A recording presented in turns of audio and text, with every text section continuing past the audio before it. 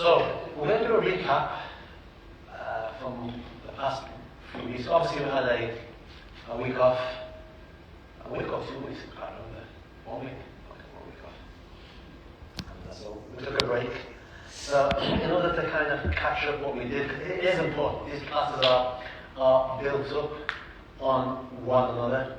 And if you miss one, it's not the end of the world. I do attempt to have a recap. But as you can imagine, recapping two and a half hours into 10 minutes, you're going to miss a lot. But nonetheless, I'll try.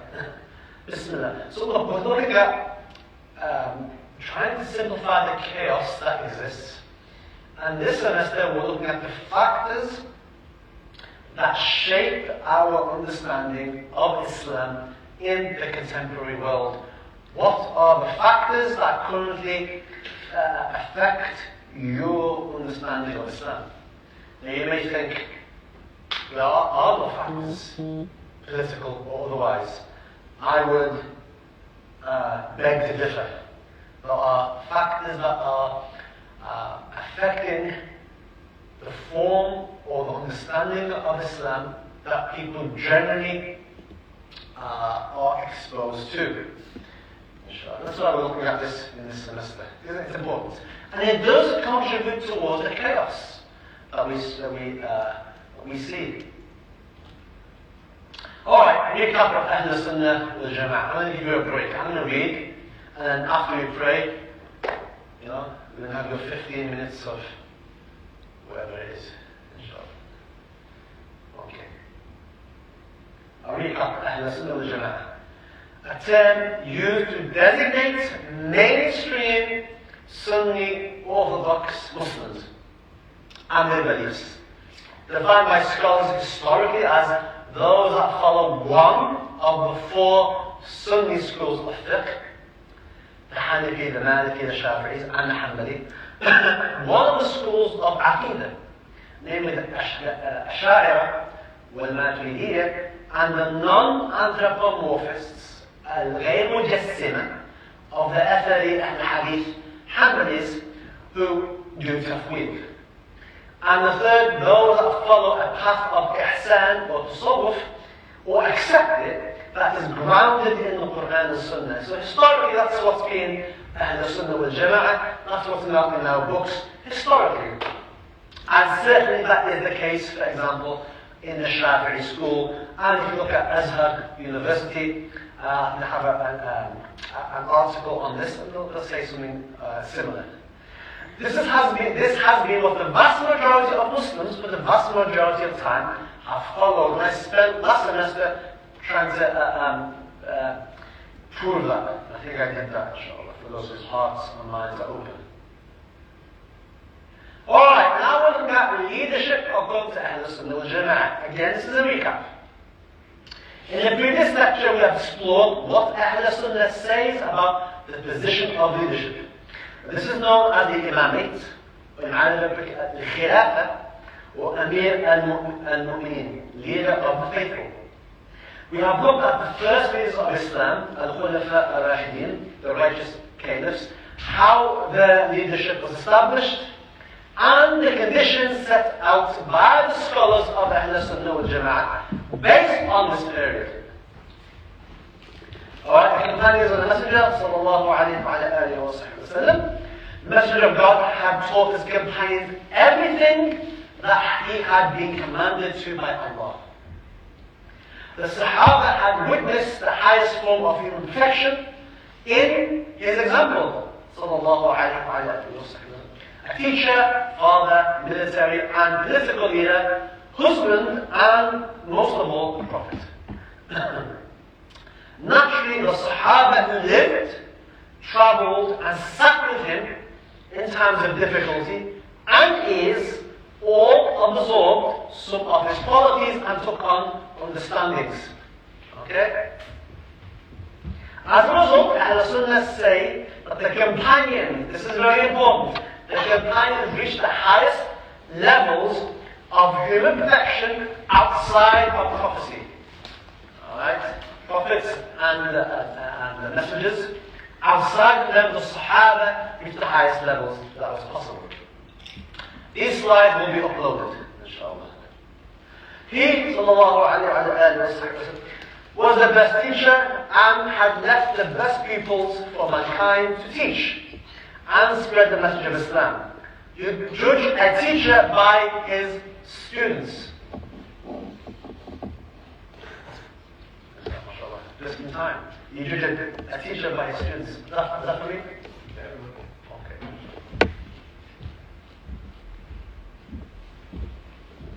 Ahl Sunnah wal Jama'ah and the merit of Sahaba. Continue on. So, listen carefully. Ahl Sunnah have agreed. This is important. Ahl Sunnah have agreed that the rank of Sahaba, in terms of merit, in terms of fadl, in terms of rank, is as follows. There's a hierarchy.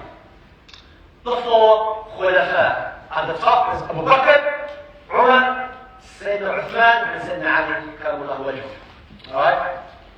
In terms of Sahaba, Ahl Sunnah wal Jama'ah, Sunni Orthodox Islam, would place those four in that rank. Abu Bakr being the highest in terms of merit. That's the Sunni classical Orthodox position. Then we have another category, the 10 Sahaba al-Ashir al-Mubashir in the Jannah. The 10 that have been told that they are from the inhabitants of heaven. Right? There's 10 of them.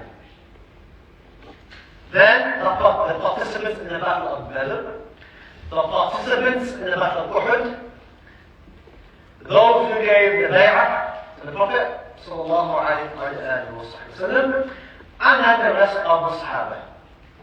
There's a hierarchy there according to classical orthodoxy. Right? That's what we believe.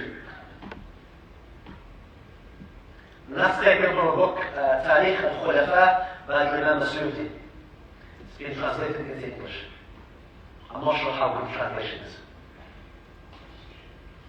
Alright, again, we've done this. What can you tell me about the appointment of Abu Bakr as the first caliph? Should have a number of hands. Zane. It was rushed. Okay, good. Amir, Al-Mu'mineen. He didn't want it. I didn't want it, aywa. Bismillah, who was here the week before last?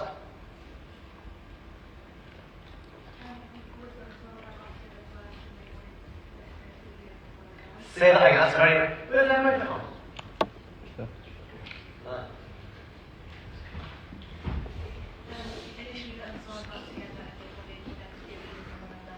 Alright, that's very important. The Ansar had gathered originally to elect somebody from amongst themselves. But who's missing?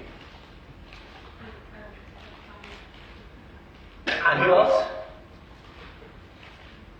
The second group. Al-Ansar and Al-Muhajirun. They were there. And the Muhajirun, their absence is very important. Why? Because they belong to a tribe. Tribe of Quraysh. What's so important in this context of the tribe of Quraysh? That the leaders are from Quraysh. Yes, the leaders are from Quraysh. Look back in the last lecture, I kind of spoke about this. Very important part to get to grips with. The aspect, what happened there, is massively important. The Muslims elected the Prophet sallallahu alayhi wa sallam, they elected Abu Bakr to provide political and judicial leadership. He had no direct inspiration and was not receiving revelations. Massively important for the rest of the lecture tonight. He initially, as Amir said, didn't want the position, but the Sahaba nominated him, particularly Umar. Eventually, all the Sahaba gave him the oath of allegiance, thus stabilizing the Ummah. All of them. Some sooner than later, but some a bit later, we all gave it. This was the case for the other rightly guided Khulafa, Umar, Uthman, and Ali. Alright? The condition of the caliphate, of the Khilafah, according to Ahl Sunnah, it is wajib to appoint a leader over the Muslims. The majority of scholars say that it must be from the tribe of Quraysh, as the hadiths mention, the Imams are from Quraysh. The Imams are from Quraysh. that the appointment needs to be made by what's called أهل الحل والعقد. Luqman, is that you? Yeah. You look very different. What's this attire today? Every day. The attire there in your head. I mean, usually I do it when I go to Jumu'ah, but sometimes I wear it. Today's Monday, right? I know, but I wear it sometimes. Huh? What country is that from? I don't know. Anyway. Alright. But the appointment needs to be made by what's called أهل الحل والعقد. A term referring to the wisest of people who hold positions of knowledge, piety, and leadership amongst people. Historically, that's how it's done. It wasn't like everybody votes. That's kind of a new thing. Alright? Has its benefits, all of it. They act as a consultation and must have the best interests of the Muslims. They discuss the matter between themselves and may seek opinion from the wider Muslims who have knowledge and expertise they may not have. Whoever they nominate is the Khalifa, and they then give the bay'ah allegiance to him. Therefore, the leader, this is very, very rough, there's a lot more conditions that the books of fiqh talk about. The leader must therefore be, according to the majority opinion, Qurayshi, upright, religiously, nominated via consultation, and then given their bay'ah to him. Should any of those conditions be missing, then the khilafah or the nomination of that particular individual is not binding.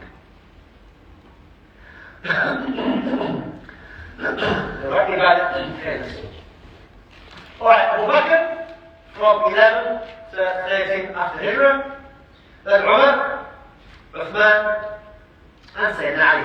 Who had the longest?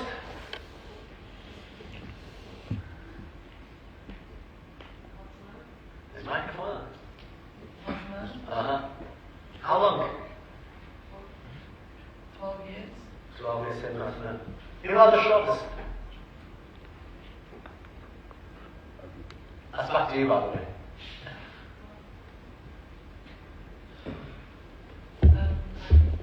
Sorry, Abu Bakr. Abu Bakr. Okay, Bismillah. And Sayyidina Hassan held it for 6 months before handing it to Muawiyah. And the hadith of the Prophet sallallahu alayhi wa sallam, the Khilafah is 30 years, then it will be kingship, mulk. That's hadith taken by Ahmed and Abu Dawood and Imam Tirmidhi.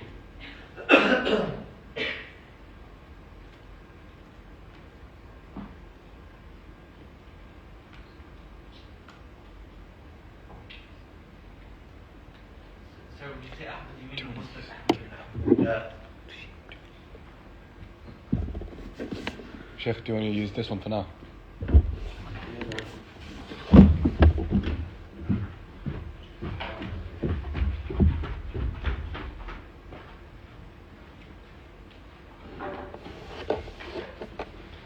Okay.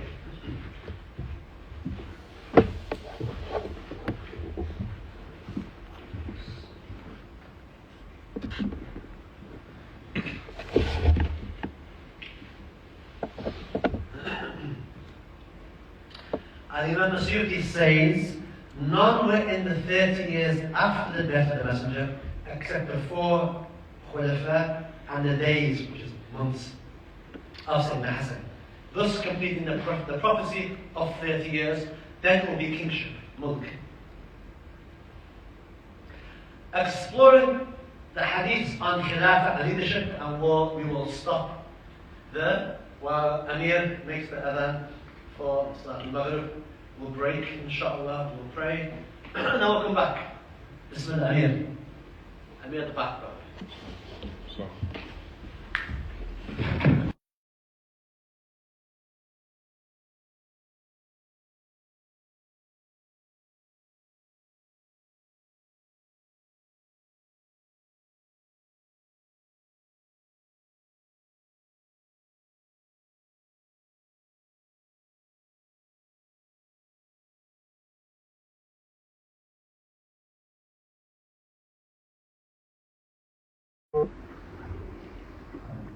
Then there will be Khalifa on the Khilafah on the prophetic methodology for as long as Allah wills. Then He will remove it when He wills.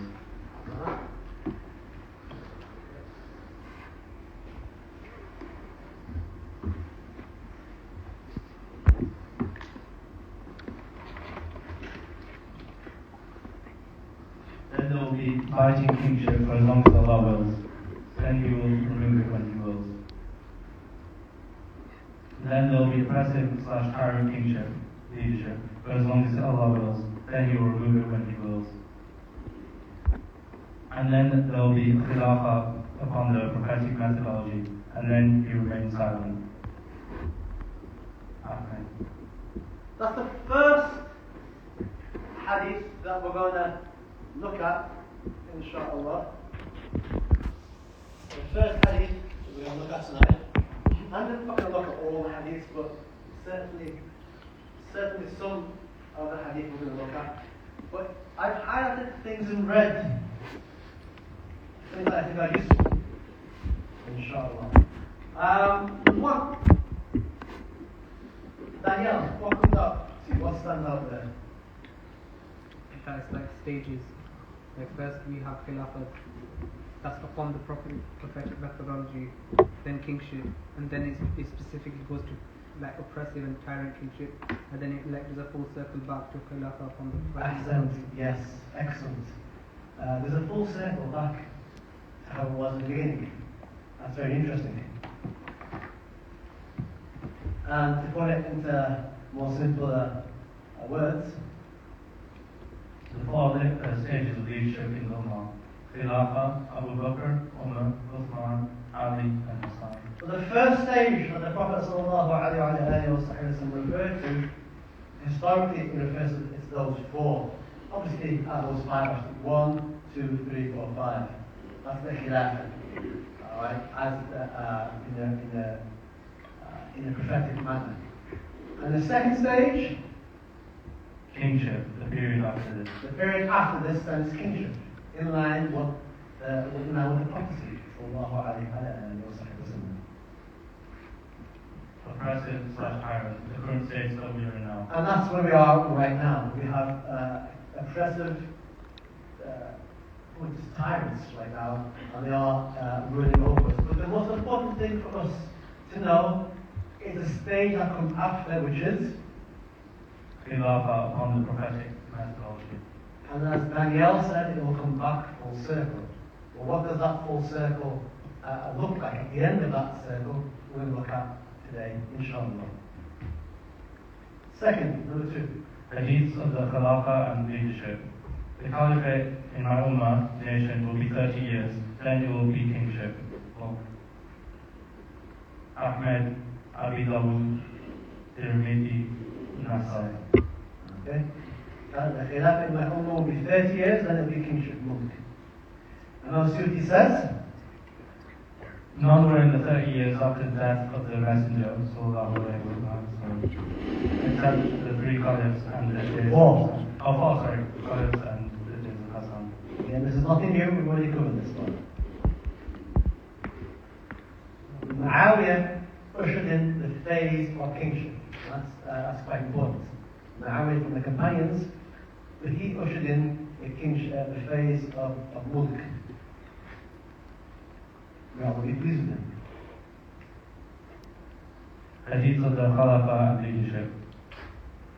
There will be after me caliphs, Khilafah, sorry. That's right, Khulafa, four. Was it? You pronounce it right. Khulafa. Then after the caliphs, leaders, Umara.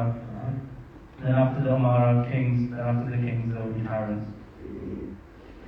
Then a man will appear from my household, Ahul Bayat, Ahl Bayt.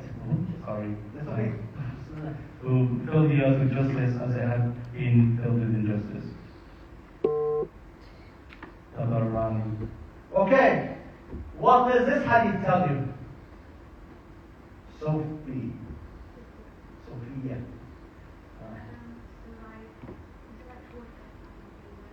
Microphone, so our viewers can hear. and recording in the future if people can hear.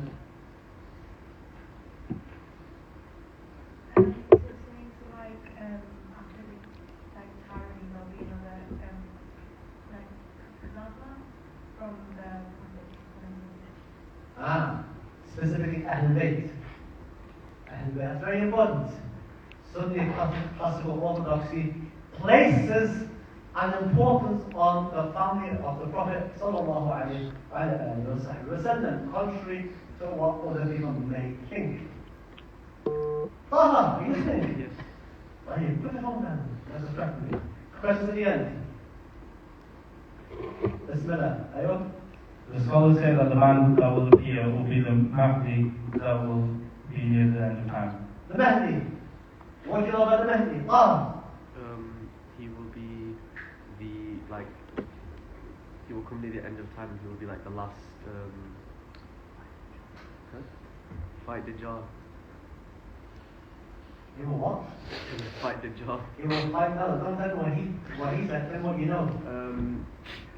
Yeah, so he'll be like the last I forget what it is. You know, the 4 imams had the Right, get yourself together. Jubair, I know that. speak loud. I know that. We want to unite the young brothers. Can we make the Ummah? Keep going. Anything else?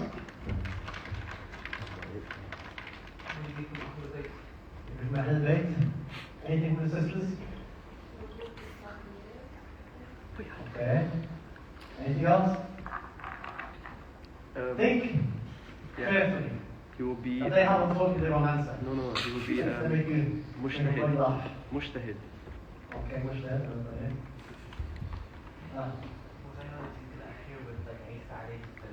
He would appear before Sayyidina Isa, but Sayyidina Isa would appear during his time, during the Mahdi's time. Very important. The second major sign after the difference. One of the major signs. Bismillah. Many hadiths on the Mahdi. There's a book written on it as well. I'm not sure if it's been translated yet.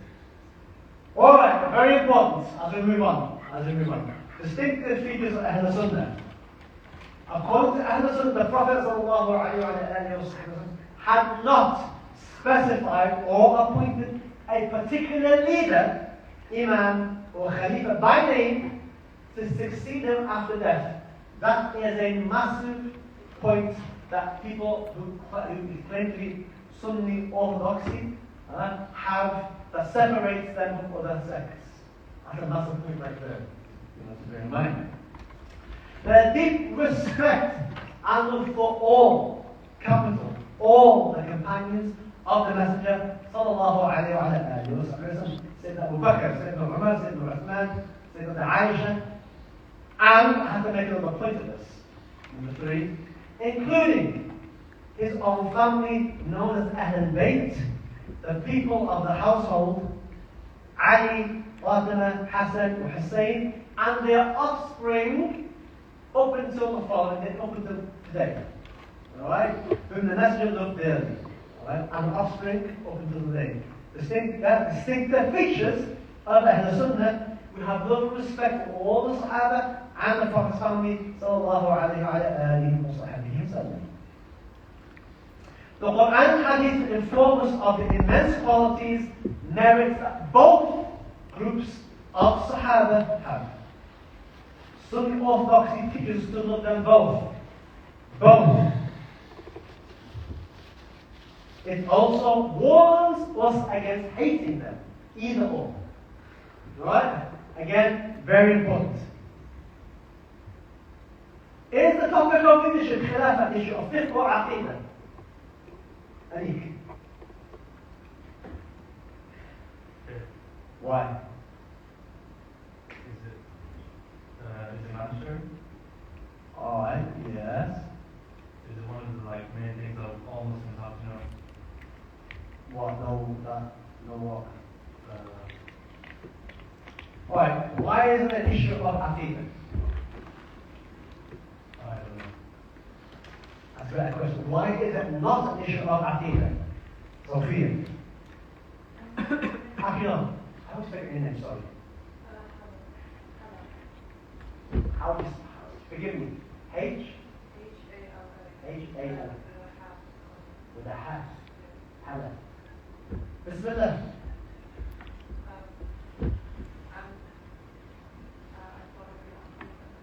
Why?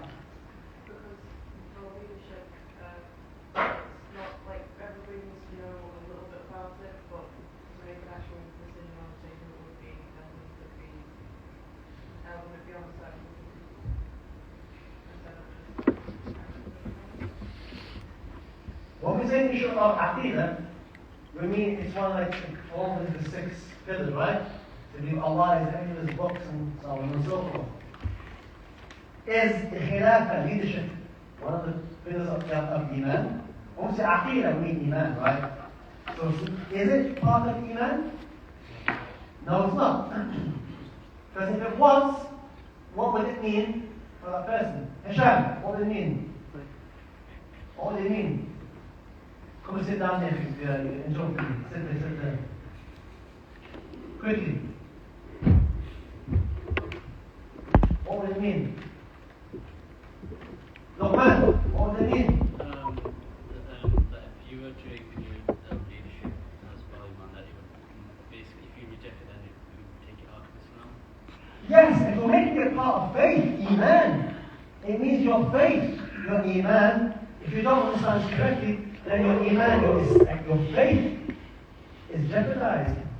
Means so leadership, issue of leadership being part of one's faith, in the sense that if you don't believe in the right leadership, you've left Islam. It directly affects your faith in that way. Leadership has never been part of faith in that context. In that context. Right? I'm talking, and you're not talking in general kind of common usage, it's very specific understand. Is leadership part of Iman in terms of in the Aqidah? No, it's not. Never has been, according to Sunni Orthodox Islam. Outside of Sunni Orthodox Islam, it has. And today we're going to see it, a very, very detailed example of what it looks like outside of Sunni Orthodoxy, where it does become part of your faith. And your faith, the validity of your faith, depends on your understanding of leadership. Again, outside of Sunni Orthodoxy. So the answer, Ahl Sunnah say that it's an issue of fiqh for madhabs and not an issue of aqidah. Again, that's a big spectrum of pride. Some sects have made it an issue of creed, aqidah, upon which your Islam is either valid or not. They are viewed by Ahl Sunnah as people of innovation. That's the valid that. Give Saeed the microphone, and he's going to take over. And this, my dear brothers and sisters, is today's lecture. Alright, the sects that have taken leadership outside of the realm of the four methods and placed it in the realm of Iman, of Aqidah, in which your Aqidah, your faith, depends on. Alright? Alright. That blue circle, generally I mean it as Muslims, but it also has the people of innovation. Alright? In green, we have what's called Ahl Sunnah wal Jama'ah. We'll explain who they are. And both the blue circle and green are both Muslim. Let me repeat that twice. Both Muslim. And the third time, both are Muslim. Why? Because they have Shahada, acknowledge facing the Qibla, pray 5 times a day, and eat food that is halal. Third category are people who are Muslim, not Muslims. Okay?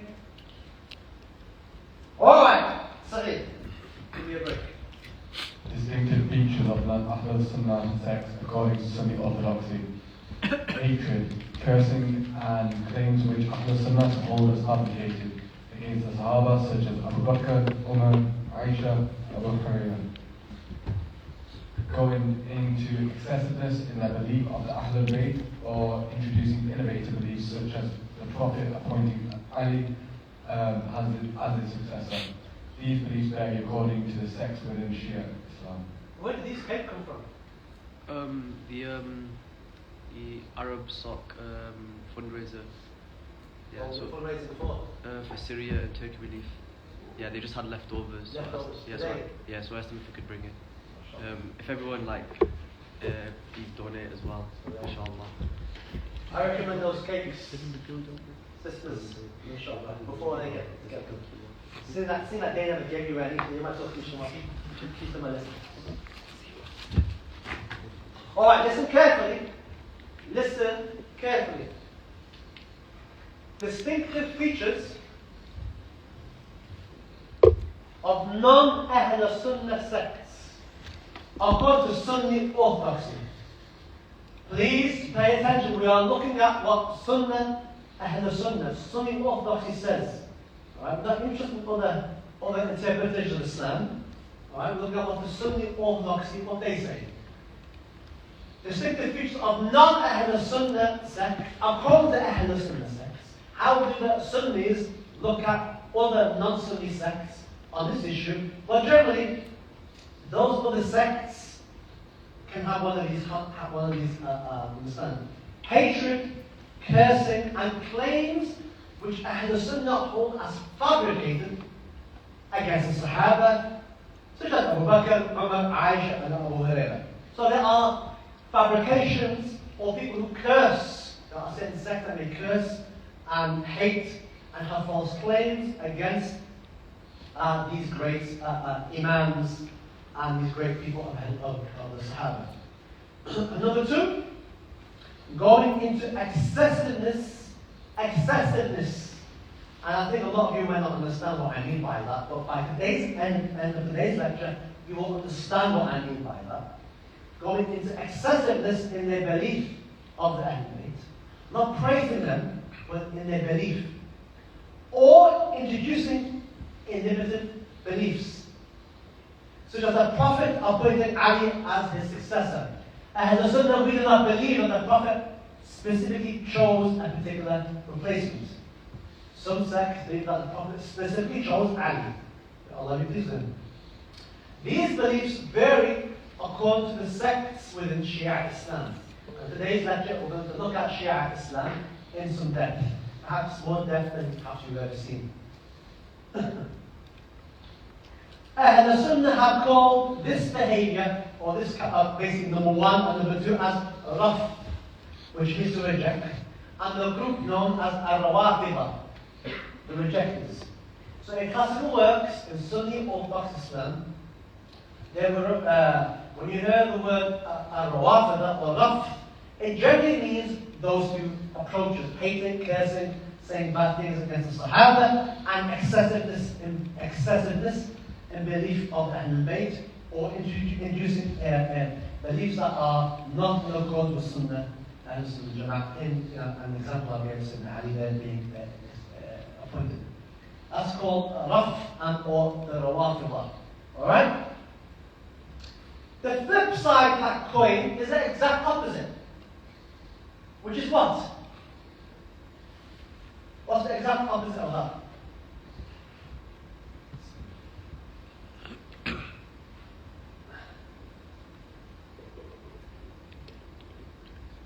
Rahman. To love and talk good about the Sahaba, and but also for the second point, the opposite of not having a belief in the Ahlul Bayt. Not having. That's not having a belief in the Ahlul Bayt being the Having any merit. Sorry? Having any merit. Abbas. What do you prefer, by the way? Abbas, Me just the opposite, the extreme opposite of the moderate. the extreme opposite. The extreme opposite would be, for example, excessive belief in companions, or excessive belief in certain companions. Excessive belief in certain companions The merit of certain companions. over others. Alright, anything else? Right. Distinctive features of Ahlul Bid'ah, people of innovation, according to Ahlul Sunnah. Opposite. Hatred, jealousy, cursing, insulting, lies, disrespecting, and lessening the status and importance of Ahlul Bayt and their descendants. The opposite was what? Excessive praise. Right? This is the opposite. Hatred, anger, jealousy, and reducing their merits. Alright? That's a distinctive feature of the people of innovation. Exact opposite. And their descendants this day. Today, a lot of Muslims suffer from a lack of knowledge on the importance of Ahlul Bayt that Ahlul Sunnah places. The other day, I was with a student who belongs to the Sheikh tradition, and I asked him several questions. He won't mind if I tell you.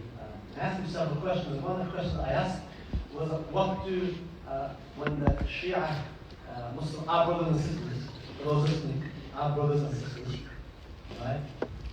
What did they, when they heard the word Sunni Muslims, what do they think Sunni Muslims are about? What are they? He told me something very interesting. That kind of knew was the case, but I wanted to hear it. And he said that the way that they've been taught, right, is that Sunni Muslims believe that Allah has a hand, has a face, has an arm, basically anthropomorphism, and they don't have any respect or love for the Prophet's family. And that's kind of what I expected. That's what they're taught, which is, Daniel, I'm sure you would agree, that's like the exact opposite of that.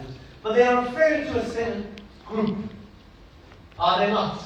They are referring to a certain group who believe Allah has a hand, Allah has a face, Allah sat on the throne, and attach no importance to the Ahlul Bayt, to the point where they don't even talk about the Ahlul Bayt, but they'll talk about Umar and Abu Bakr, and rightly so, but won't mention anything about the Prophet's family. It's almost absent. And because that's been the loudest voice that Sunni Muslims have heard in the past 60, 70 years, right? That's what we suffer. Like today, a lot of Muslims suffer from the lack of knowledge on the importance of Ahlul Bayt. That Ahlul Sunnah actually plays our tradition, Sunni Islam, talks a lot about love of the Prophet, alright? Even love of the Prophet, that's been kind of taken and diluted in this day and age. Again, a certain, over the past 50 to 60 years, a lot of work has been done unbeknownst to a lot of people. But it's a result of 60, 70 years worth of voices reducing the importance of the Prophet and his family, sallallahu alayhi wa sallam. Moving on. Bismillah. Ahlul Sunnah have called this behavior Nas, and the group as Nawasib. Alright? Very important. So we have the Rawafida and we have the Nawasib. Well, the exact opposite of each other. No difference, exact opposite. And the Sunnah in the middle. Muslim is the one who others are safe from their tongues and hands.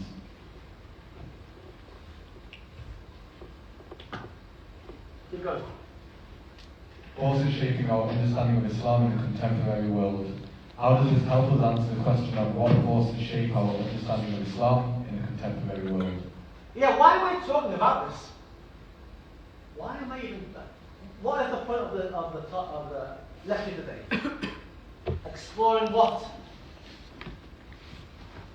Annie, what are we exploring?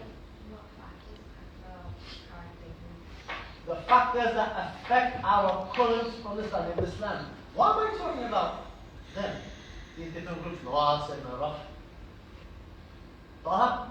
You're like showing us the different understandings of Islam in our contemporary world. So So you're saying that these things exist now? Yeah. Good. That's where I'm going. Keep going.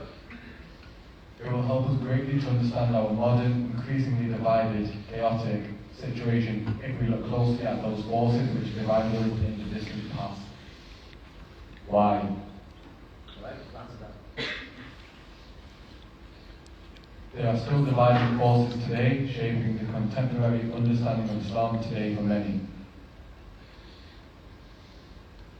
Religions enjoy an initial period of unity and then descend into an increasingly bitter factionalism led by rival hierarchies. Christianity has furnished the most obvious example of this. You could add many others, including secular faiths such as Marxism. On the face of it, Islam's ability to avoid this fate is astonishing and demands careful analysis.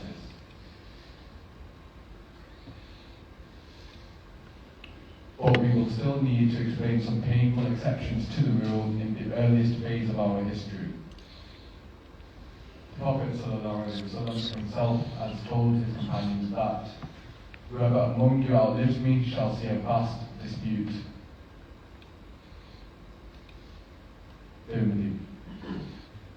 The Prophet ﷺ is saying to us, and saying to his Sahaba, whoever from amongst you, he's talking to his own companions, outlives me, alright, shall see a vast dispute. Amongst who? Amongst themselves. Alright? Things will change. A vast, not just a dispute, a vast dispute. So we need to look at that there, what happened. The first fitna, tribulation, the Sahaba faced. Which is what? Naam. Listen to that. It is that. The first fitna the Sahaba faced. The greatest calamity the Ummah faced was the death of the Prophet. As for the first fitna the Sahaba faced, in historical works, when it talks about this time, they will refer to this time as the first fitna. The first fitna, tribulation. And that is this. What was the first fitna? Trouble? The disastrous revolt against Uthman radiallahu anhu. The result of this rebellion against Uthman led to his death. This was the catalyst for the appearance of sects and groups, hence it was called historically as the first fitna. So, the light that lit for the troubles, the major troubles, happened. This was light. This is the catalyst here. This is what kicked it all off.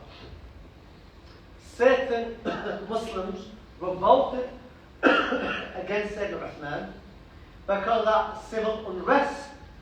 Sayyidina Uthman was killed in his own house. Alright? And this was the catalyst for the appearance of sects and groups. Alright? The groups and sects that appeared can trace back their origin to this event. Alright? There were hypocrites amongst the Muslims that banned the flames before and after the death of Uthman, preferring instability within the Ummah. Hypocrites. People want to cause trouble. Right? Before the death of Sayyidina Uthman, contributing towards his death and afterwards.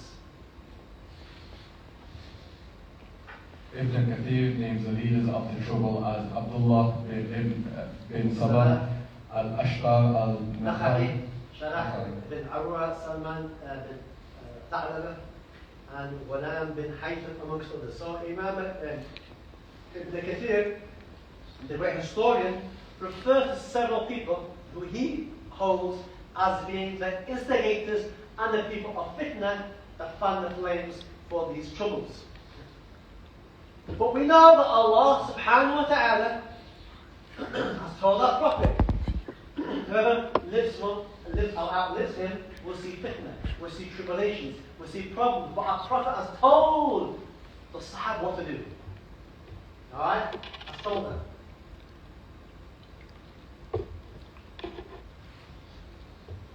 There were many of these, but only two took the form of mass popular movements, driven by religious ideology and an active rebellion against majoritarian faith, scholarship and leadership. So the dividing forces of the past that also play now, this is the point, there were many, but we're going to focus on two.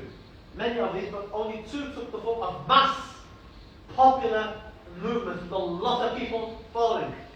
And they were driven by religious ideology and an active rebellion against majoritarian faith, scholarship, and leadership. Any ideas? Hands up. Any ideas?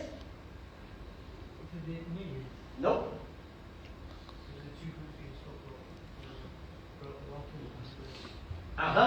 Otherwise known as Luqman? Sisters? Huh? So who are they? Would be called? Alright. Huh? For good reasons, these two acquired the name of Khawarijism and Shi'ism. Alright? Sunni orthodoxy, again, we're talking about Sunni orthodoxy. What does Sunni Islam say on this matter? In terms of the Nawasib, those who have hatred of Ahlul Bayt or dislike of Ahlul Bayt and reduce Ahlul Bayt by elevating for the Sahaba, not excessively, but kind of talking a lot about other Sahaba, being quiet about other Sahaba, and having hatred against Ahlul Bayt. They were the Khawarij. Very common. But the Shia, the opposite. Alright? These two groups appeared now. That's where they appeared. At the time, after the death of Sayyidina Uthman, was the catalyst for the appearance of these two groups. Why are these groups important? Because, as in red, the hint is there, the clue is in red, at the top. They still have an effect today in your belief, whether you believe it or not. Unlike Sunnism, Like Sunnism, both were highly productive of splinter groups and sub-movements. They remain and still do as recognizable traditions of dissidence. Represent two great divergences from Ahl Sunnah on the key question of the source of religious authority in Islam. So Khawarijism and Shi'ism, very different. Right? Very, very, very different. And again, the reason why I'm mentioning these two is that according to Sunni classical orthodoxy, they appeared after the time of Sayyidina Uthman. But they represent two great divergent understandings, very different understandings from Ahl Sunnah on the key question of what? What is the source of religious authority in Islam? Is it a part of Aqidah or is it part of Islam? Is it part of the four madhahib? Or is it found within the Ash'a'ira and the Maturidiyya and Hanabil and Hadith and Both had different views to Ahl Sunnah with regards to leadership, Imam, Caliphate, such as who is most deserving, conditions of a leader, establishing it. Historically, both act in opposition to one another. Why? Why would they both act in opposition to one another? Hold on. Why would they act both in opposition to one another? Because they're like on the other side of the spectrum. They're both at the other side of the same spectrum. Good. Alright. I will catch you out. Each of them is not one monolithic block or have different forms and sects. Today's lecture you will leave, inshallah, knowing this. And we're going to look at what Sunni orthodoxy says about the Shia tradition. And you're going to be quite surprised, there are many branches of them and they have different views. I'm going to give you some of that today and expose you to why it's not one monolithic block. The idea that all the Shia are kafir, that's not Ahl Sunnah wal Jama'ah. I'm sorry to say. Well, I'm happy to say. That's not the way of Ahl Sunnah wal Jama'ah to say all the Shia are kuffar. No. Never has been. Right? Never has been. For those who want to say I'm not inclusive. But that's what they want to exist.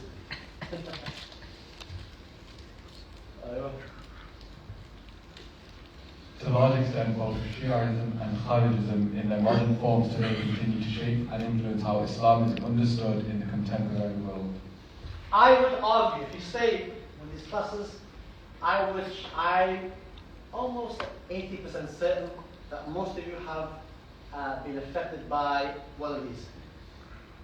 In some shape, way, or form. Alright? But I'll show you, as the weeks go by, I'll show you why that is. You have to keep on coming. Do you agree, though? Would you agree? To an extent.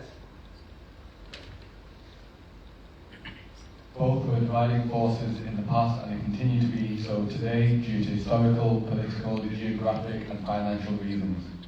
Financial reasons in particular. Right? They have a lot of money. In their modern forms. We will explore this in detail. Alright, you ready? The fallout from Uthman's death. There was a difference of opinion on who should be the leader after the death of Uthman. Ahlu Hilli wal Aqd in Medina gave their bayat allegiance to Ali, and he was the rightful caliph according to Ahl Sunnah. Alright, Sayyidina Uthman has been killed, right, in this house. And I recommend you want to read about this. There's a book by Sheikh Zane called Fiqh as-Sirah, the jurisprudence of Sirah. I recommend getting it, or the jurisprudence of prophetic biography. The last part of the book talks about the four khulafa. It's some detail. I recommend. It's quite a balanced account. And the problem with some of the books in this issue is there's a lot of imbalance and some inaccuracies. But ala kull hal, I'm going to give you the context. Sayyidina Uthman has been killed. There is civil unrest. Things are going crazy. Alright? Ahl al-Hilli wal Aqd, like I've explained to you, gathered, and they gave their bay'ah to Sayyidina Ali, who was the rightful Khalifa according to Ahl Sunnah. Alright? Meanwhile, Zane, People in Sham, however, gave it to Muawiyah. where's Sham? Not just Syria, no. Syria, Jordan, Lebanon, and Aha. Syria, Jordan, Lebanon, and Palestine. May Allah free it, inshallah. That's all Sham. All of that Sham. Not a restaurant in town or Manchester. Okay. The people in Sham gave the bay'ah to Muawiyah. Automatic. You can't have two leaders. Aisha, Zubair and Talha wanted to find those responsible for the killing of Uthman. Meanwhile, Sayyidina Aisha, al-Mu'mineen, Zubayr, and Talha, they wanted to find who killed Uthman. Yeah, because Sayyidina Uthman was from their tribe as well. Who just killed him? So you can see this is what? What did the Prophet say? Sallallahu alayhi wa alihi wa sallam. He who outlives me shall see what? Huh? You can't speak about it. Fitna. Is this not fitna? The Sahaba split. There's two leaders. One that said that Muawiyah been killed. There's hypocrites. Fan the flames. It's all internal. Alright? His leadership with Quraysh generally or specifically within Ali and his family, Ahl al-Bayt. And that also came about. That was also thrown in the mix. Alright, continue on. The first fitna tribulation. The killing of the third Caliph of Islam, Uthman, is seen as the starting point from which the great problem began. It is referred to as the first fitna. In this time of unprecedented instability, the Shia and the Khawarij as movements developed. So the views were there. And I've got a whole lecture about the Khawarij coming next week, which should make the hairs on the back of your hands and neck stand. But today we look at our Shia brothers and sisters. But this instability that had never happened before, alright, it produced these two great divergent understandings, the Shia and the Khawarij. And you can see why. The fourth Caliph, Ali radiallahu ta'ala anhu, had to deal with them and a whole host of challenges during his difficult time as Caliph. So Sayyidina Ali,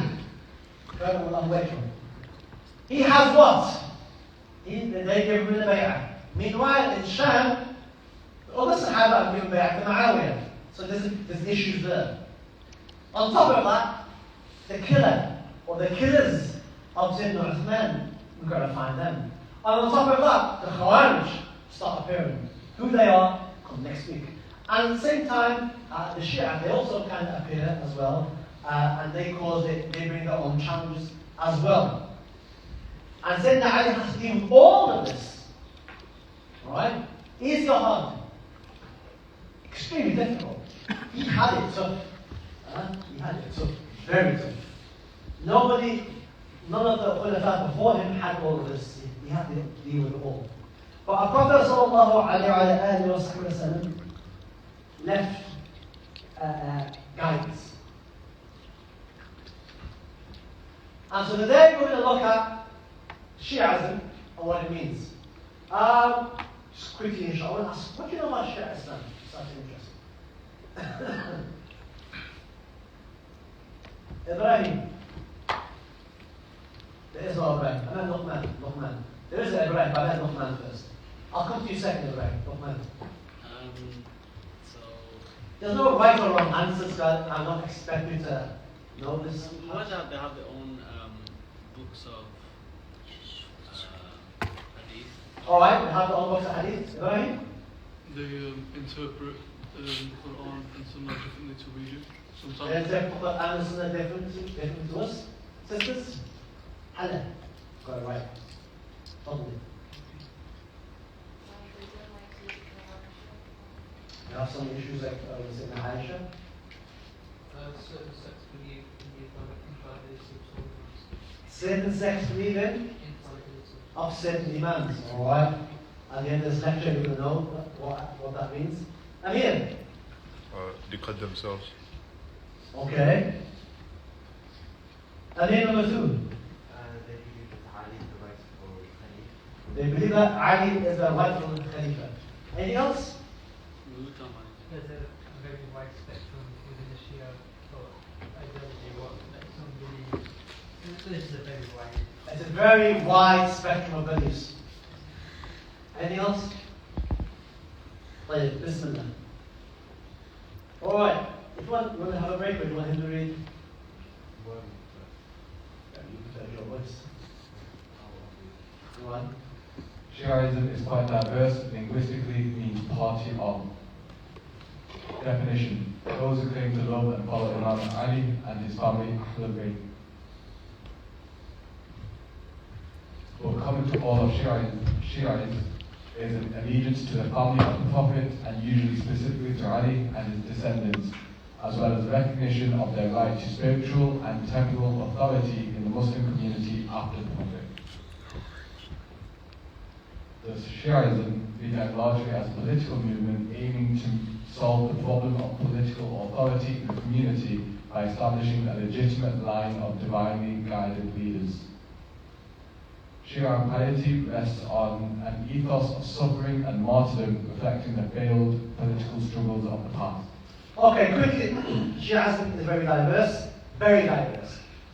Party of. Definition: those who claim to love and follow Imam Ali and his family Ahlul Bayt. Common to all Shi'as is an allegiance to the family of the Prophet, and usually specific to Sayyidina Ali and his descendants, as well as a recognition of their right to spiritual and temporal authority in the Muslim community after the Prophet over all the Sahaba. Alright? Shia piety rests on the ethos of suffering and martyrdom, reflecting the failed political struggles of the past. And yes, I would say that the Ahlul Bayt historically have been persecuted. The kingdom of Sayyidina Hussein, you can't perform that when you see what they say on that. It's very. Look at the name of the Fasik who killed him. Better. Who's the Fasik who killed Sayyidina Hussein? Yazid. You see what the four madhabs say on Yazid? They're like, it's not nice what they say, because he has killed Sayyidina Hussein. And the Prophet foretold that was going to happen. Alright? And there isn't much that can be said. But there is, and has been, and still is, a dislike for the family of the Prophet sallallahu alaihi wasallam. And I've seen it in my own lifetime. In Yemen, amongst some of the teachers who I've studied with, when the Communist Party in the south of Yemen, when they left and communism collapsed, it's very interesting because they had a lot of hatred for the Muslims, and in particular those who were active tended to be from the family of the Prophet in southern Yemen. But when communism collapsed, and they made Tawbah, these so-called Muslims made Tawbah, came back to Islam, they continued their persecution of the ulama who tended to be Ahlul Bayt under the pretense that they're people of bid'ah and mushrikeen and grave worshippers, and they continued on, just from a different path, from communism to Quran and Sunnah, according to Sheikh Fulan.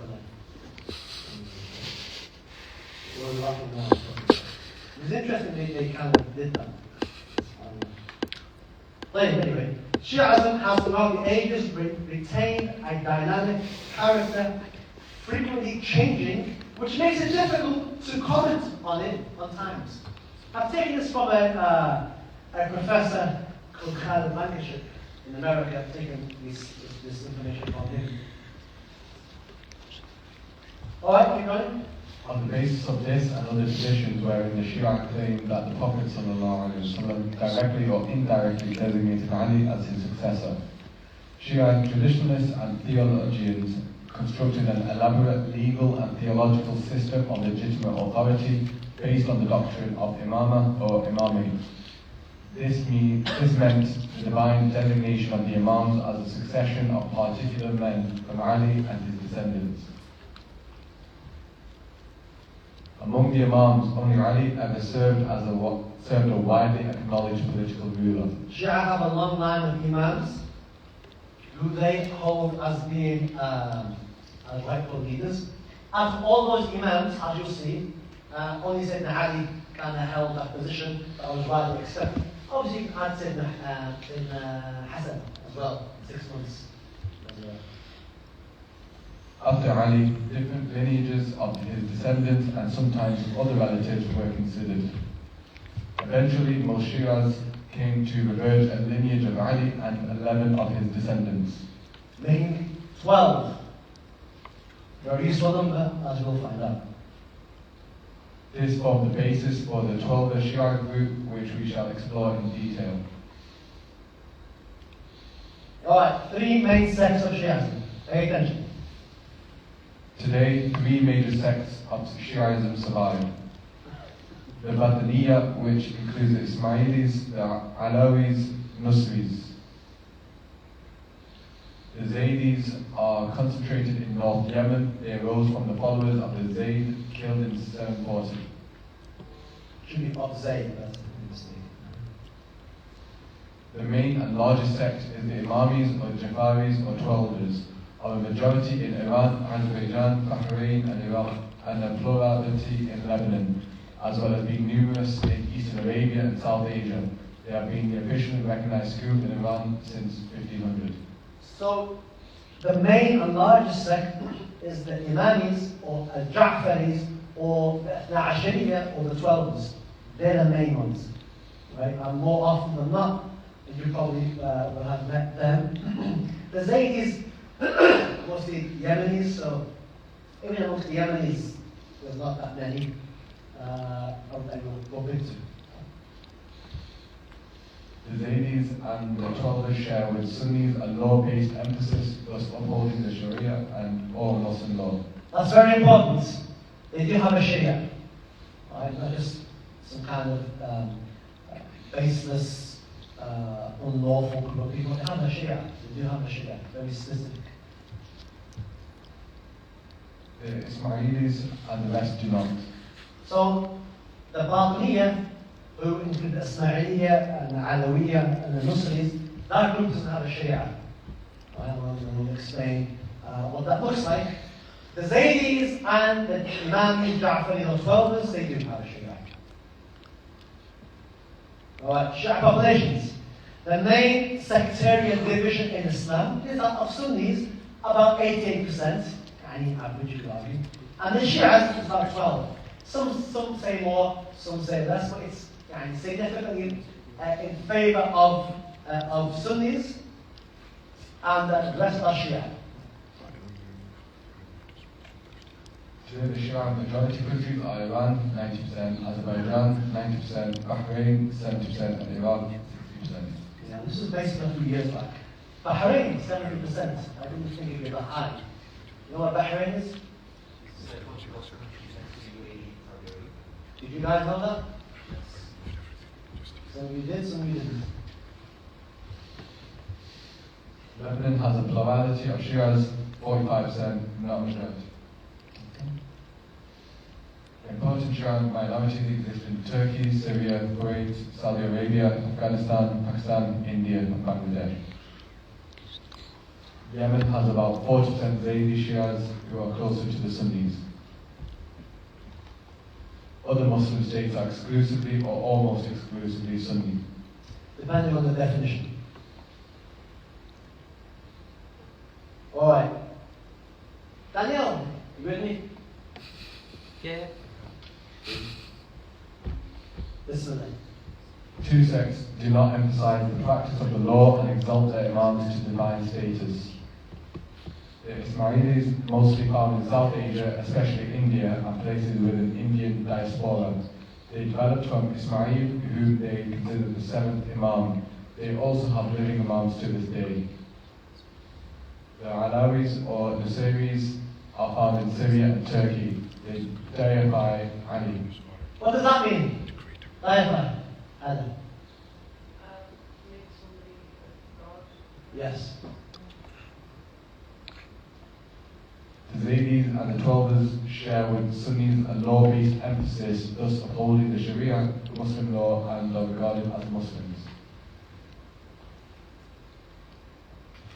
So the non-Sharia sects, the Ismailis, I think anybody ever met any Ismailis?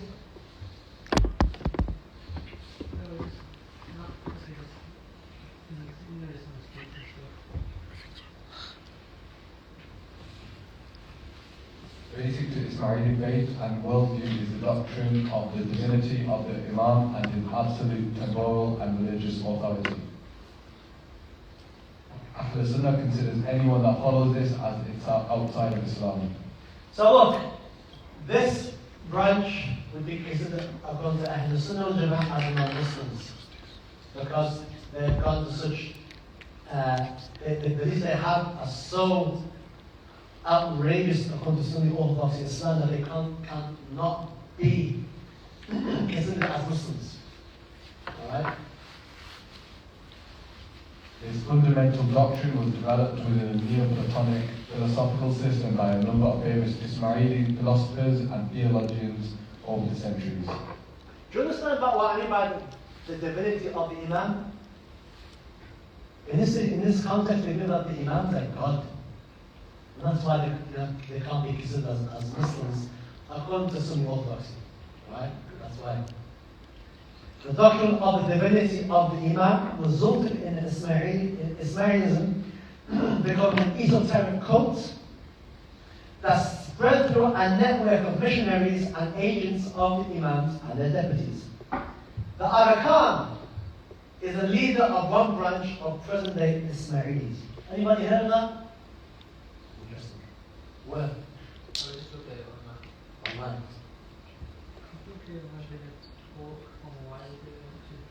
You guys up? You never know. Anyone? Ismailis tend to be well-to-do, liberal, and uninterested in the Sharia. That's generally kind of my experience as well. Very, very small minority of people, but that's generally how they are. Very well-to-do, liberal, and not very interested in Sharia. Oh yeah, very interesting group of people. In Sunni Orthodoxy, could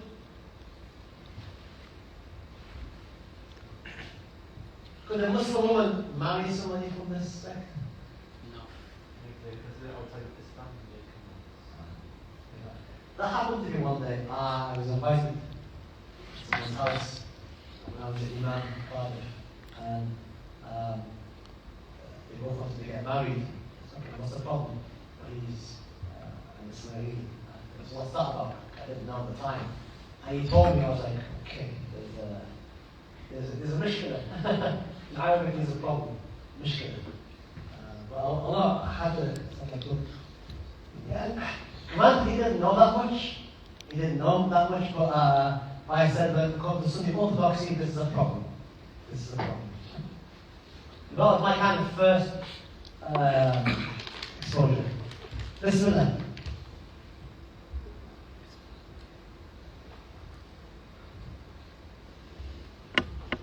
Would the sister like to read? Offering if you want to. Back to Zane. The doctrine of non-Sharia sect, the Alawi's or the series. Alright, so we've done with the Ismailis. Now let's look at the Alawis. Arising in the 9th century in Iraq first, the Nasiris are also known as Alawis because they regard Ali as an incarnation of God. Did you get that? They believe what, Daniel? That Hazrat Ali is an incarnation of God. They also believe in reincarnation and the necessity of escaping from the cycle of death and rebirth like Buddhists and Hindus. Mostly based in Turkey and Syria. They do not practice the law or uphold the pillars of practice like other Muslims.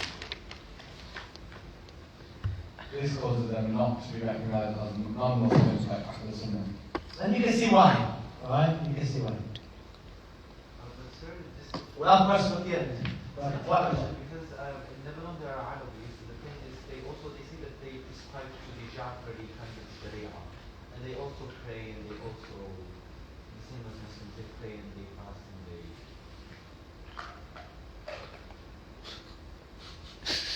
Yeah, Okay. they say in the past they do the 5 pillars of Islam, and how can we say that they're... That's a question. Question at the end. And you have to get it. And you have to wait to say a question. Question at the end. Bismillah. The doctrine of Sharia sects, the Zaydis. Zayd followers established... Alright, now we're going to move to what? Sharia sects. The first two had no Sharia, alright, generally speaking. Now we're going to deal with those traditions within Sharia Islam that do have a Sharia. Zayd's followers established a legal school bearing his name and based on his theological and legal ideas. In contrast to all of the Shia schools, the Zaydis accept the legitimacy of the caliphates of Abu Bakr and Umar, although they too hold that Ali was rightful Imam after Muhammad. And this is very important. Generally, the Shia, our brothers and sisters, they believe that Sayyidina Ali should have been and was the rightful and they believe appointed leader by the Prophet sallallahu alaihi wasallam. The rightful leader. Sunni Orthodoxy says no. Right? The Zaydis show you the difference. The Zaydis don't have that belief. They believe that, and by the way, others, they would say that Abu Bakr should not have been Khilafah, nor do they recognize the legitimacy of Abu Bakr's Khilafah. Alright? That's a very important point. The Zaydis are opposite. We favor Sayyidina Ali over Abu Bakr and Umar. But we recognize the legitimacy of Abu Bakr's Khilafah and Umar's Khilafah. But we favor Sayyidina Ali. That's why, according to Sunni Orthodox, especially in Yemen, the Zaydis are considered very close to Ahlul Sunnah. To the point where some scholars have said they are Ahlul Sunnah. That's how close they are. Until the fitna happened, in the past 12 years, and things got turned upside down and inside out. But I would have very close. And the Zaydi school is very similar in fiqh to the Hanafi school. Very similar. I've got a book at home that tells you the similarities between the Zaydi method in fiqh and the Hanafi school. 2 volumes. It's very interesting. They further hold that the Imam must be a descendant of either Al-Hasan or Al-Hussein, Ali's 2 sons from Fatima. The lineage of the Prophet ﷺ comes from Fatima al-Zahra, the daughter of who? The Prophet ﷺ. Fatima al-Zahra was married to who? Sayyidina Ali. You have Sayyidina Ali and Fatima. Allah did these both of them. They had children, Sayyidina Hassan and Sayyidina Hussein. The Ahlul Bayt in this day and age, in terms of lineage, will either be through Sayyidina Hassan or through Hussein, the 2 children. So you've got a Hassani or Husseini. And like I said in the previous lecture, it's very difficult to find a country east or west, except that the family of the Prophet are there in lineage. Whether you can go to Malaysia, Indonesia, where I was recently, and there's people who are Ahlul Bayt, and they look Malaysian and Indonesian, they don't look Arab. And I've gone, I've met people who are African, for example, Somali, for example, and they're Ahlul Bayt. And so you meet, and I've met people very white, very black, whatever you want, whatever colours there are, you'll find Ahlul Bayt from amongst them. And that's the beauty of the Prophet's family is spread. Pakistan, India, Somalia, Yemen, Tunisia, Turkey, wherever. It's not just within the Arabs, it's all over. That's the beauty. So they come from Sayyidina Hassan, they come from Sayyidina Hussein. He must, however, claim the office and support his claim by rising up with the sword that Islam is injustice and oppression. The Zaydi school belongs to the moderate wing of Shiaism and possesses a rich legal and theological tradition. It includes to this day about 40% of the people in Yemen, along with the Shafi'i legal school. The Zaydis are now without an imam, as their last imam was overthrown by the Yemeni Revolution of 1962 and died in exile. They are the closest of the Shia to Ahl Sunnah, with some even regarding them as Ahl Sunnah. Alright, now we're going to deal with the greatest majority, who I would say on campus, you may come across these a lot more.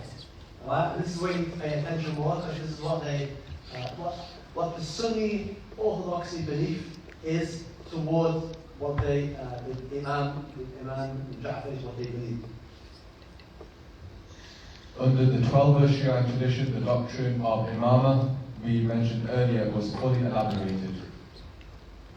According to this doctrine, the Prophet ﷺ, it is claimed through divine designation appointed Ali as his vicegerent or legatee, wasir, by a testament wasiyah. Ali in turn appointed his son Al-Hasan to succeed him as Imam, and Al-Hasan appointed his brother Al-Hussein. Thereafter, each Imam designated his successor, usually his oldest son, all descendants of Al-Hussein. Now you can see why it's so important that I spent the class before last talking about the Sahaba, Ahlul Bayt, how Abu Bakr was appointed. Now you can see why. Because now we've established how Ahlul Sunnah believes it went down. Now you can see how other traditions have looked at it and kind of went in their own way.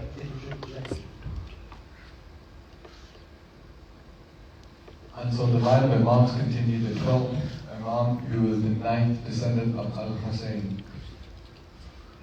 He did not die but went into the lesser occultation at the age of 4 years in 874, when he was last seen in a dungeon under the Abbasid Caliph's palace at Samarra in Iraq. Until 941, the hidden Imam communicated with his followers through 4 successive deputies or wakils. Wakils. This is according to what the Sunni tradition believes in regards to them. He then entered his greater occultation, which Imamis believe will last till the end of the world. Occultation, what does that mean? I asked this 3 years ago. 2019 is come. It's like the first Bible which was one, and then the second Bible which was a What does that mean? It means he's hidden, he can't, no one can interact with him. So where is he? What they believe in it, I think it's like amongst the world, but nobody knows who he is or... Someone Google occultation. What does that mean? More like occults. Huh? Is it similar to occults? Who said that? Google it. Occultation. It's to do with the astronomical events that occur when to do with astronomy. Occultation. No one object is hidden behind another. Who said that? Hands up so I can see voices bouncing around the room. Not mad, No one object is hidden behind another. Is that what it says? Well, it's an event, yeah. So you typically use in astronomy, but can also refer to any situation in which an object in the foreground blocks from you, an object in the background. Hiding the hidden, okay? In the state of being hidden from view for long. Right, you get an idea. You get an idea. Again, this is not what Ahlul Sunnah believes in. Can I pause here and just remind you? Alright? Okay, I've got my inclusivity hat on. Yes, not Muslim. Alright, it's not Muslim.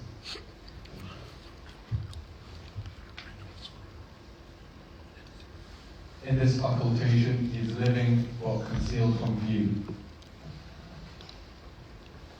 Before the day of resurrection, he and Jesus will return to establish universal justice and true Islam on earth. Sounds like what? The Mahdi. This is the Mahdi according to the Shia tradition. Ahlul Sunnah does not believe in this. Alright, I don't expect you to read all these out anyway. Ali ibn Abi Talib, they believe that was the first Imam. Hassan ibn Ali, 625. Ali, you read it, why not? Why am I reading it? Hassan ibn Ali, 625 to 670. Hussein ibn Ali, 626 to 680. Zane al-Abidin, 658 to 712. Al-Madinah? Al-Madinah. Muhammad al-Baqir, 676 to 735, Al-Madinah. Ja'far al-Siddiq, Sadiq, 702 to 765, Al-Madinah. Musa al-Kazim, Qadim, 744 to 799, Al-Qazimain, Iraq. Ali al-Rida, 765 to 818, Mashhad, Iran. Muhammad al-Taqi, 810 to 835, Al-Qazimain, Iraq. Ali al-Hadi al-Naqi, 827 to 868, Samara, Iraq. Hassan al-Asbari, 846 to 874, Samara, Iraq. I've been asked a question that these Imams who our Shia brothers and sisters hold in great reverence, are they Imams in Ahlul Sunnah? Yes, they are. They're Imams for Ahlul Sunnah. We view them and we respect them and have a reverence for them. But again, I would argue your generation and the generation before have been starved of any kind of information about them, and there are political reasons for that. But nonetheless, these Imams, their stories and biographies are written down in the books. So you'll hear stories of Zane al-Abidin, Muhammad al-Baqir, Ja'far al-Sadiq, Musa al-Qadim. These are great awliya, Salihin, many stories. And in the books of Tasawwuf, you hear many other Ahlul Bayt, these great Imams of knowledge, even now with many stories attributed to them. So that's very important. They are Imams that Ahlul Sunnah also holds in great reverence and respect and love. Muhammad al-Mahdi, born 868 in occultation. In fact, the fundamental belief in the necessary existence of the Imams as guardians of the Sharia and guides to its correct interpretation and implementation by the community constitutes an essential point of difference between the Shia and Sunni legal tradition. What does that mean? Sophia?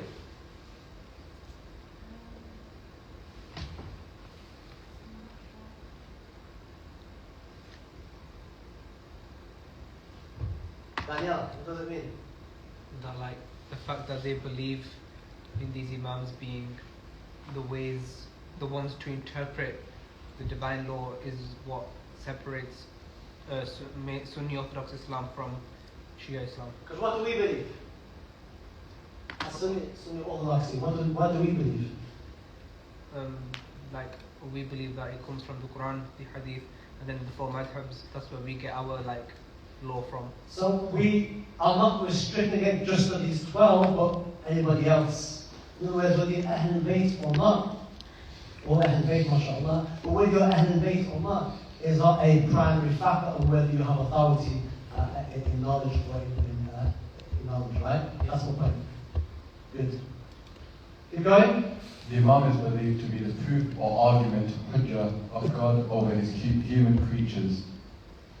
Hence, the earth cannot be without an Imam, be he manifest and active in the management of the affairs of the community or hidden from human sight and perception, e.g. the 12. Despite of the doctrine of the Imamate, 12 Shias remains, along with Zaydism, the closest legal school to Sunni orthodoxy. So despite the doctrine of the 12 Imams that they have, the 12s, or Ithna Ashariya or the Ja'fariyya, along with the Zaydis, are the closest in terms of legal madhahib. So there are, outside of the four madhabs, there's other madhahib. I've talked about before. But amongst Sunni orthodoxy, only four. Outside of Sunni orthodoxy, we have these two, the Zaydis and the Ja'faris. And they are the madhabs. They have books and fiqh and so on and so on. They have their own ijtihad and so on and so forth. It's a whole tradition. They've been around for 1,000 years. Alright? Unlike other sects. 12 Shias agree with Sunni Muslims on the centrality of the Quran and Sunnah as the primary sources of Islamic law. So they believe in the Quran and Sunnah, which is why Sunni orthodoxy has always viewed them as being Muslim, because they view the Quran and Sunnah as a central primary source. However, they, however, define the Sunnah not simply as the life example of the Prophet Muhammad ﷺ and his generation, but as the life example of the Prophet and those they believe to be his rightful successors, the Imams. All have prescriptive authority. Hence, the Sunnah for 12 Shias Muslims extends over a period of 3 centuries, from the time of the Prophet ﷺ till the end of the lesser occultation of the 12th Imam in 941. Which gives them a greater breadth to diverge and be very different to us. Because the Sunnah from them is stretched out over these Imams, whereas for us it's the Prophet sallallahu alaihi wasallam and before the Sahaba, you know. Right? The Shia chains of transmitters usually employ different persons than the Sunnis do. Ahl Sunnah and Shia generally do not recognize each other's collections. Generally speaking. And again, it's not one monolithic block, and you may have some scholars who are a bit more favorable on each side. But generally speaking, they don't kind of recognize each other's source. So Bukhari and Muslim are not held in the same regard with Sunnis as it is with our Shia brothers and sisters. Ahl Sunnah have a vast and extensive system of authentication for their hadiths. The Shia do not. And they may disagree. They probably would. They might have a right to disagree. But in context to the structure and the amount of work that has gone in, and the effort and the time and the scholars and so on and so forth, in context, and the Sunnah's hadith has so much time and effort and hard work, it doesn't kind of converge. That's what the Sunnis would say. Nevertheless, there is much overlap in content. So we have more in common than we commonly think we do. Alright, keep going. Then finish. We're going to pray at the end. Just as the Sunnis recognize 6 major collections of hadith as authoritative, so the 12 Shia recognize 4 different collections of their own. These are called by them the 4 books. They are Al-Kafi by Al-Kafi by Al-Quraini, من لا يحضره الفقيه. Okay.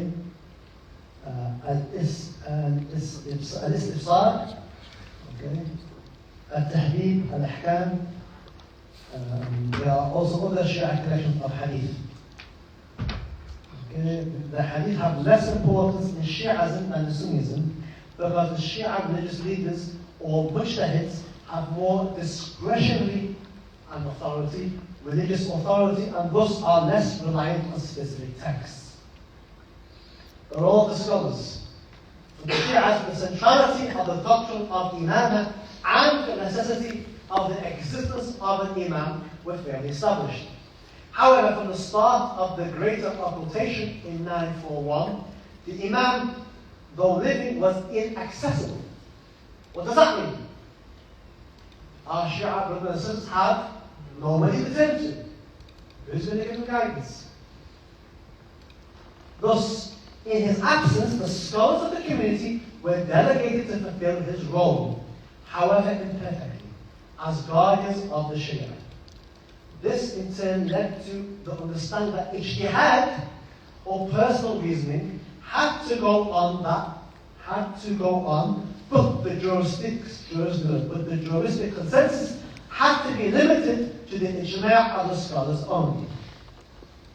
Sunni Shia similarity. Bismillah, what similarity do we have?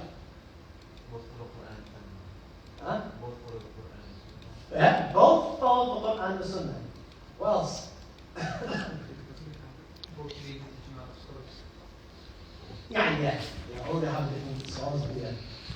What is it with the Hands up, because they have putting their hands up. Both pray to the Kaaba. They both pray to the Kaaba. What else? Sisters.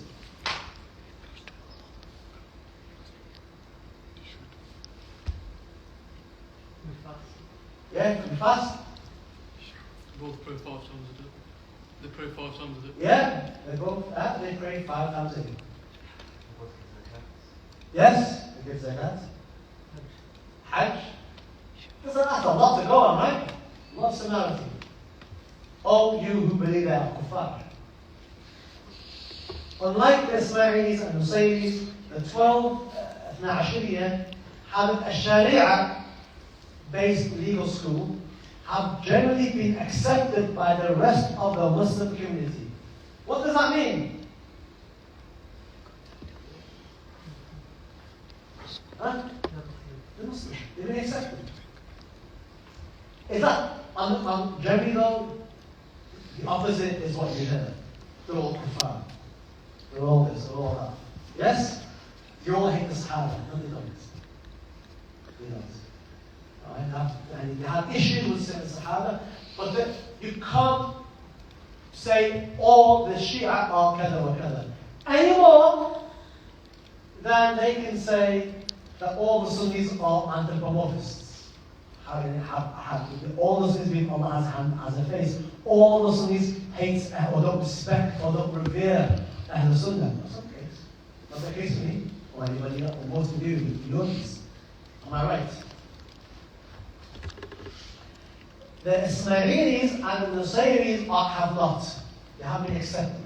Because it's difficult to accept because they don't believe in La ilaha illallah Muhammadur Rasulullah. Ahl Sunnah also respect the family of the Prophet and the Shia. This is not continuing. Genuine efforts continue to be made at resolving outstanding legal differences among all Islamic legal schools. After the invasion of the USA in Iraq, the tension between Sunnis and Shia became heightened. Right? One only needs to think about divide and conquer to realize that what happened there. Right? You're going to go in, you're organized. How can we make them fight amongst themselves? Well, let's look at all this stuff that's happened in the past and let's bring up what again. And that's what happened. So people who go around saying all the Shia kuffar, unwittingly are perpetuating this divide and conquer. That's not what I mean. Some talk of the 8 schools now. The 4 recognized Sunni ones, Maliki, Hanafi, Shafi'i and Hanbali. Another Sunni school called Zahiri, the Iradi Khariji school, and the 2 legal Shia schools, the Zaidi and the Imami 12, as in the Sidia Amman statement.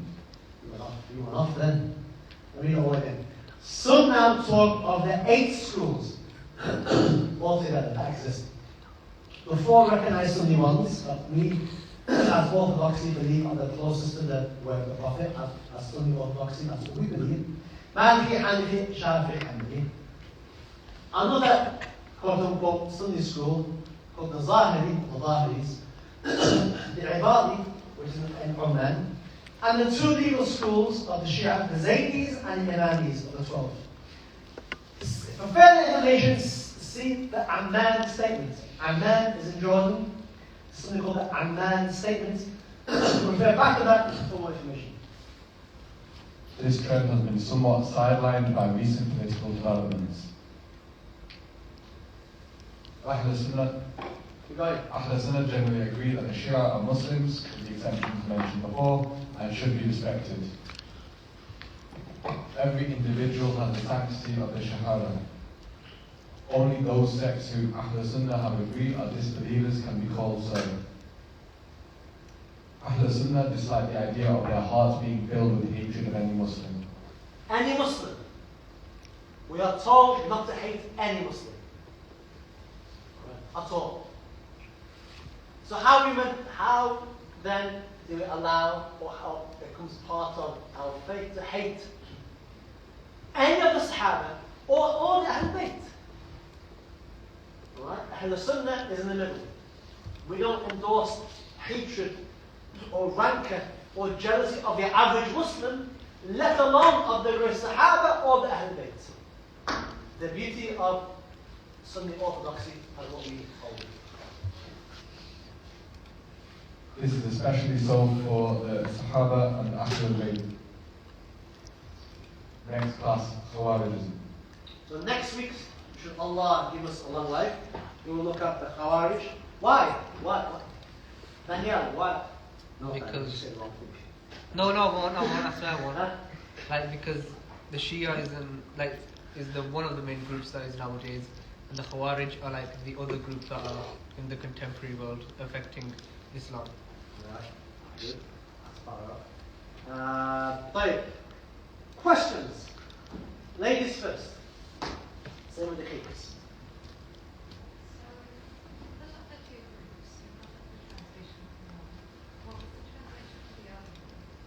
Nawasib? Yeah, it was on there.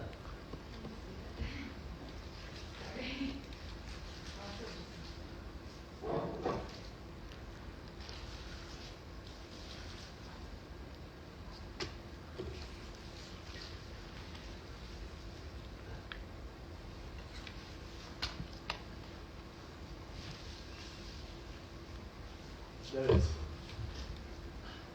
that what you're referring to? Nasb. Nas means to scam.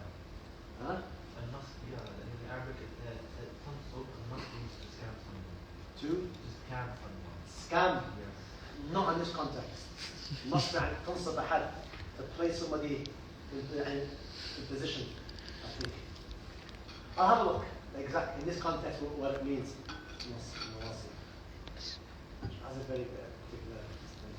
Good question. I'll find out the answer. Ladies, anything else? Problem. I've also heard of the seven as Shias, one group today belong to. Wallah, I didn't have time to look into it. Maybe you can. Don't get lost. So you mentioned that the first 11 imams of the followers are imams of Ahl Sunnah.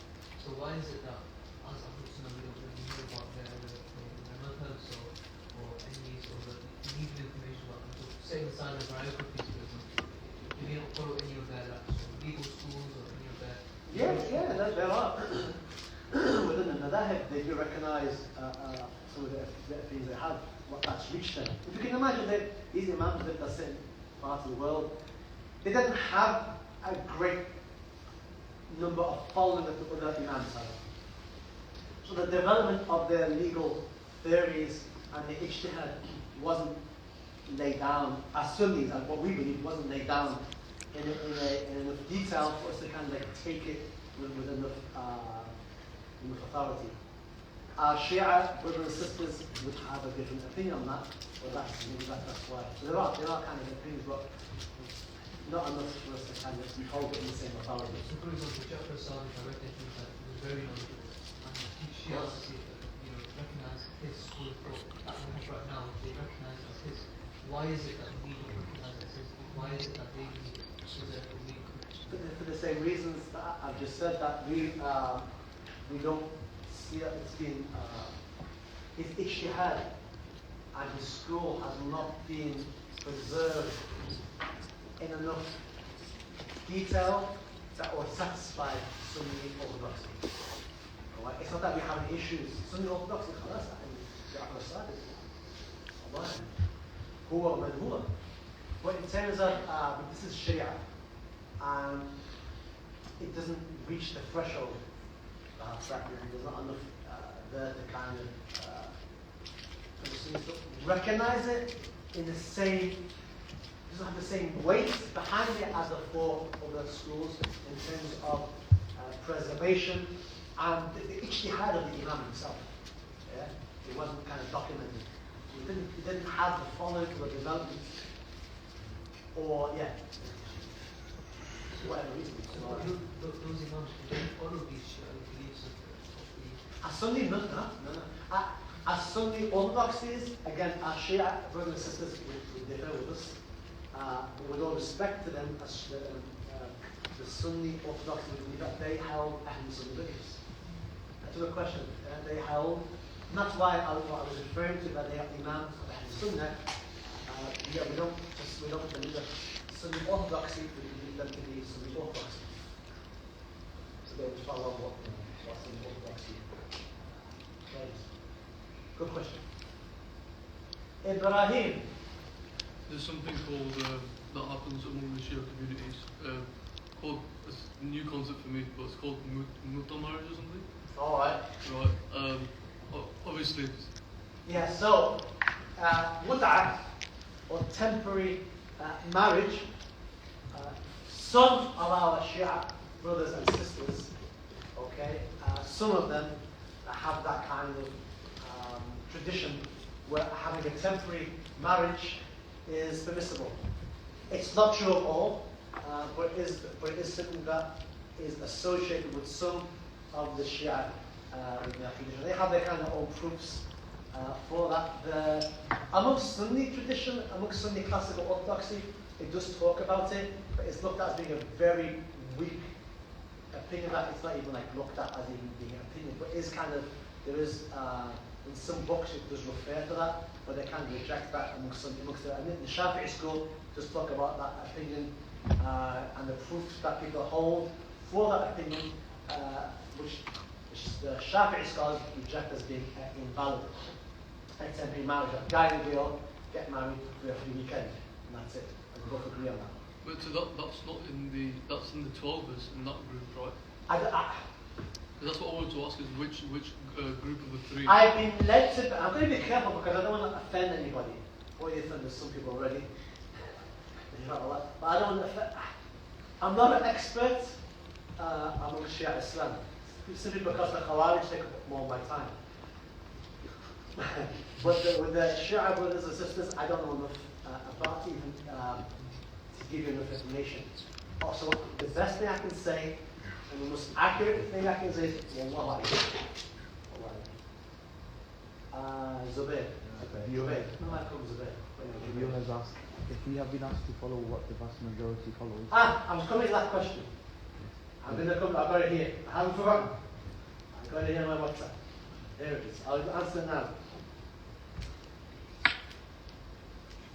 If we have been asked to follow what the vast majority follows, then why do we have to stick to one madhab and not go with the opinions of the majority of the imams? I.e., should 3 out of the 4 say A, B, and C? Why don't we go with that and kind of not with the other imam, for example? Good question, right?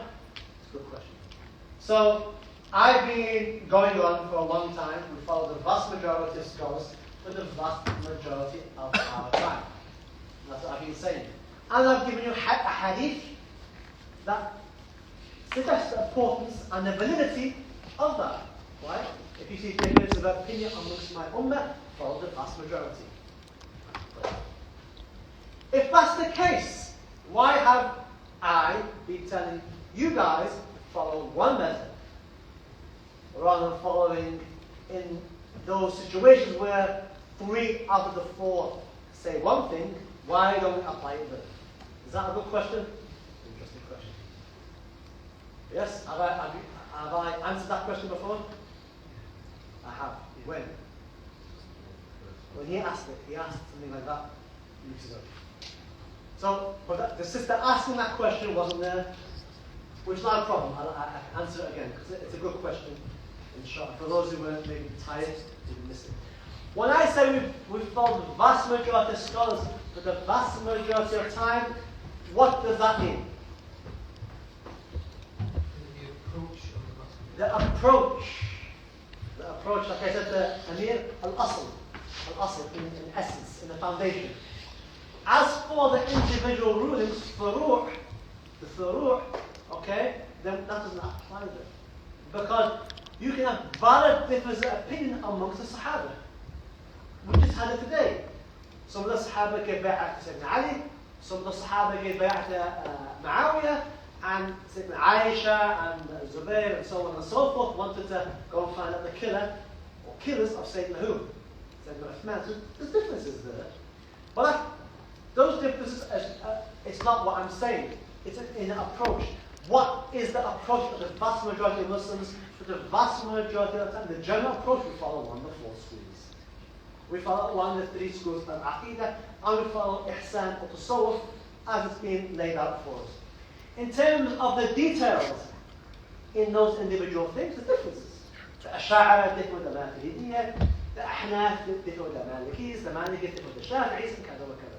It's different. So that's not what I meant. That's a good question. Amir? Yes, sir. You said earlier that the Alawis are because they you said that Ali is God and stuff like that, and so hence they don't see Sharia and they're not Muslims. But then in Lebanon you have a minority of Alawis, and whenever you ask them like about their beliefs, they say we just like to follow the Sharia. But the only point where they differ is one of the points that you mentioned on the slide, which talks about the truth about the spirit. Do they believe in the incarnation? And the other people don't believe in the incarnation. Again, the difficulty, you're from Lebanon, right? Jazakallah khair. Like I said, if you remember on one of these slides, I have to find it. Where is it?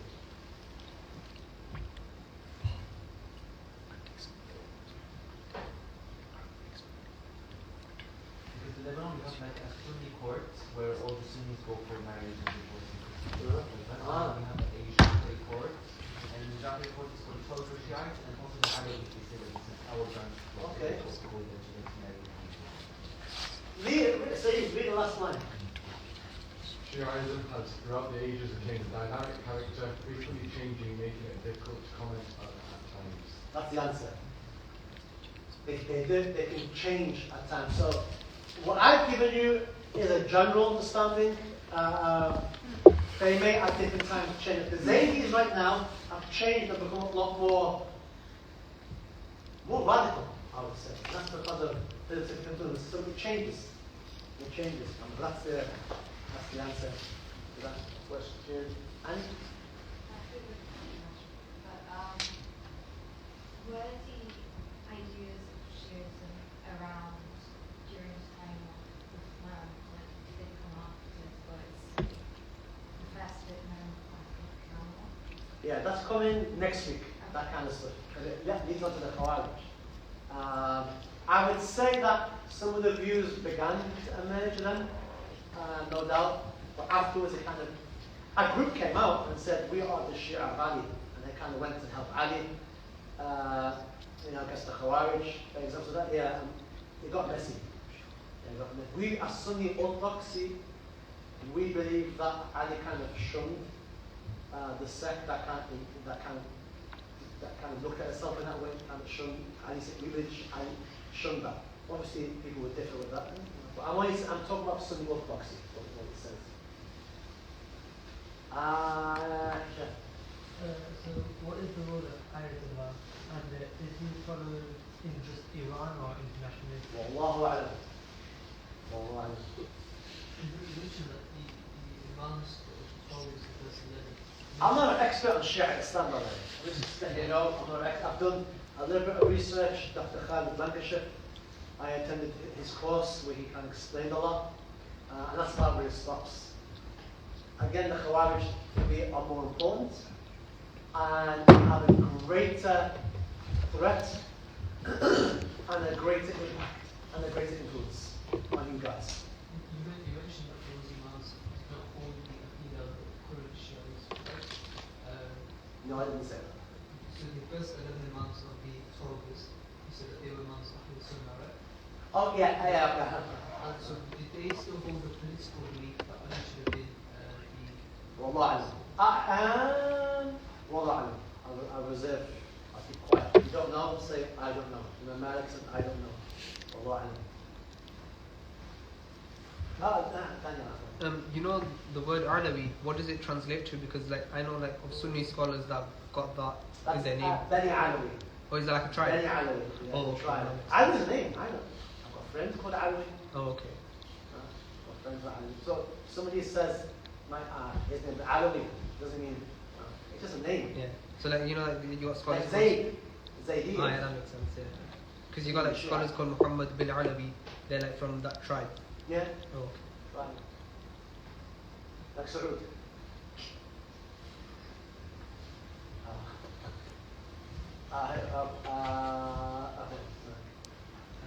there's a conflict with the term Rafidi because like back in UAE, it tended to be that Sunni they use this term on Shiite, they use kind of a derogatory term, and the Shiites kind of they repellent, they say, oh no, I'm proud to be called this because it means that politics has made this whole Sunni. Look, the Sunni Shia, prior to the invasion of Iraq, they kind of got on with each other, sort of. They married each other. They got on with each other. And the differences were there, and always will be there. But they were kind of tolerated differences of opinion. And listening, these differences existed and have existed for 1,000 years, but they were tolerated. Because he's Shi'i and I'm Sunni, and they married each other in Iraq. No doubt in Lebanon, in Yemen they married each other. For the past 20 years, when politicians, East and West, have kind of taken it upon themselves to or reignite some of these things for political benefit, all of this has come up again. So you will find imams from either persuasion making takfir of the other. All Sunnis are kafir. All Shi'is are kafir. And that's not, as a Sunni classical orthodoxy that I've been taught, you can't say, all the Shia are kuffar. You can't. No, that's not our way. But you switch on, you go to certain countries, or certain masajid, and they say, all Shia are kuffar. Is that not the case? Of course. Alright? But historically, is that the case? No, it's not. Why? Well, politics have got involved. Politics. All of a sudden now, it's politically favorable to call all the Shia kuffar, because it serves interests. Historically, no.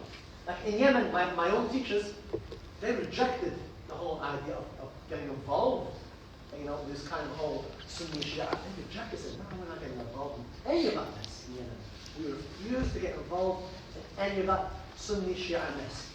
And they continued the habayib, continued the da'wah, the teaching, and so on and so forth. Well, these people are fighting.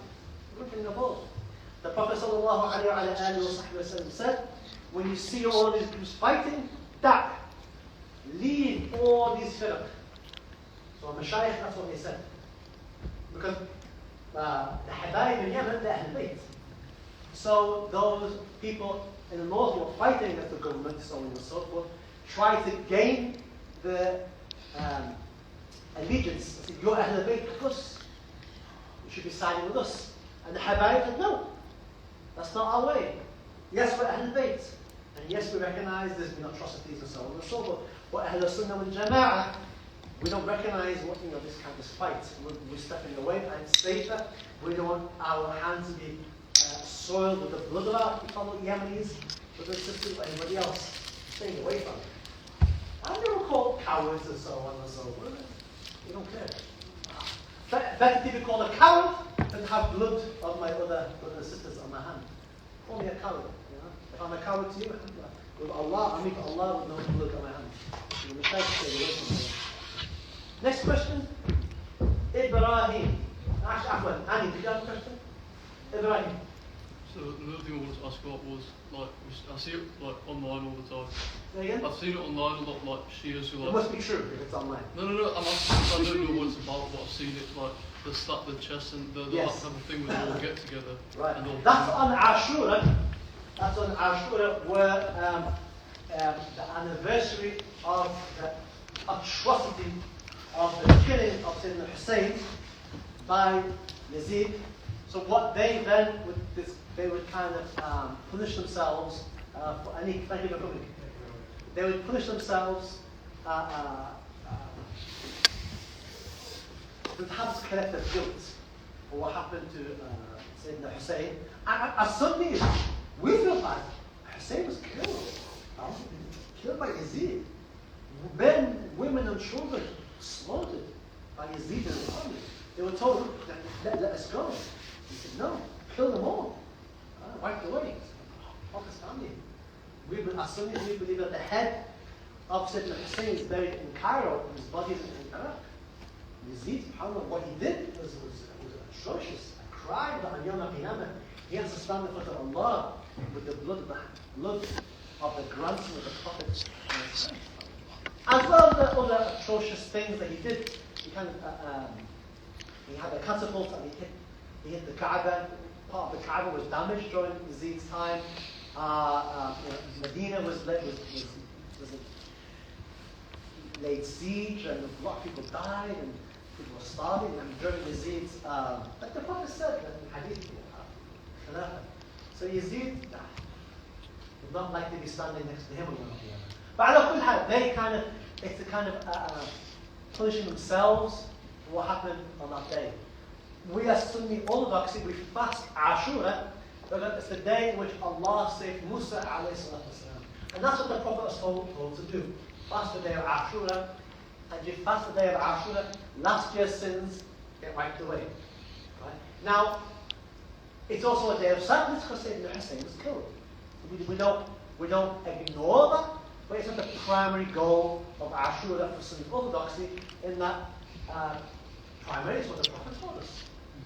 While we recognize the atrocity of what happened, and it was wrong, but we recognize that the primary goal and incentive for Ashura is the fasting, what the Prophet told us. And we take lessons from the death and the killing of the martyrdom of Sayyidina Hussein.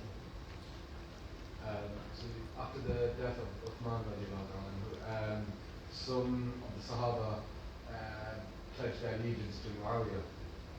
But then Sayyidina Hassan passed the leadership on to Muawiyah as well. So how did that work? I think it happened between. I think it's a long story. Basically, Muawiyah and Ali went to blows. So they fought each other on those issues. Next week we'll talk about it. It gets, generally speaking, Sunni Orthodoxy doesn't like talking about the subject, because, and I advise you all you listening to me, this topic of what happened between the Sahaba, alright, do not go into it in any more detail, because you will come out hating somebody. And you'll be one of the Sahaba. And you don't want that. You don't want to be hating on the Sahaba. And especially in this day and age where you're going to find all kinds of views online saying this and saying that. So my own teacher in Aqidah, Sheikh Abdullah Bakhari, he said to me, it's a bottomless ocean. It's an ocean without a bottom. If you go into this topic, start looking and research, it's a bottomless ocean. It has no bottom. It means you're going to drown. And you're going to come out hating somebody. Hating the Sahaba. And that's something we should not do. So, yes, there's a bit we have to understand, which can be done in a way where, and it's not that important. People have asked me before in the prayer room, what happened here, what happened there. I said, brother, do you know the fara'id of wudu? How to do wudu? Do you know that? Do you know how to pray properly? Do you know that? Do you know what invalidates when you have to have a ghusl? Or not? Do you know how to do your prayer properly? Do you know that? Because if you don't know that, that's more important. 9 times out of 10 you don't. Allah's going to ask you Yawm al-Qiyamah about your prayer in the grave. Well, not in the grave, but Yawm al-Qiyamah, Yawm al-Qiyamah. You got to start your prayer. Why are you so busy about what happened? Sayyidina Ali, Sayyidina Muawiyah, and this and that? And somebody said, well, you have to know history. After you learn your fiqh, after you learn your aqidah, after you learn your spirituality, after you become firm in your iman and ihsan, maybe for the scholars, not for you, for the scholars. You just get yourself over the line and get to heaven. You all this stuff alone. And the Sahaba are not perfect. They made mistakes. But they're Sahaba. Who are they? Who am I? Who are they? I'm nobody. They're Sahaba. But even that, they're not Sunni orthodoxy views. They make mistakes. They're mujtahids. If you're right, you gain 2 rewards. If you're wrong, you get 1 reward. So they had ijtihad. Sayyidina Aisha had a different ijtihad. Sayyidina Ali. But at the end, Sunni orthodoxy says that. Say that again.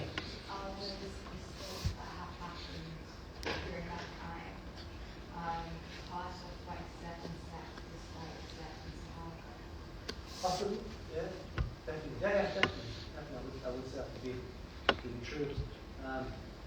What Sunni orthodoxy holds that Sayyidina Ali and his approach was valid. And his hadith suggests that. Hadith, and there's an amazing moment where Aisha, in one of the battles, I think she hears the dogs. She hears the dog and shouting and barking, and she remembers the hadith of the Prophet where he said to her, "Beware that you're not from the side that hears these dogs." And she remembers, yes. And at that point she stops.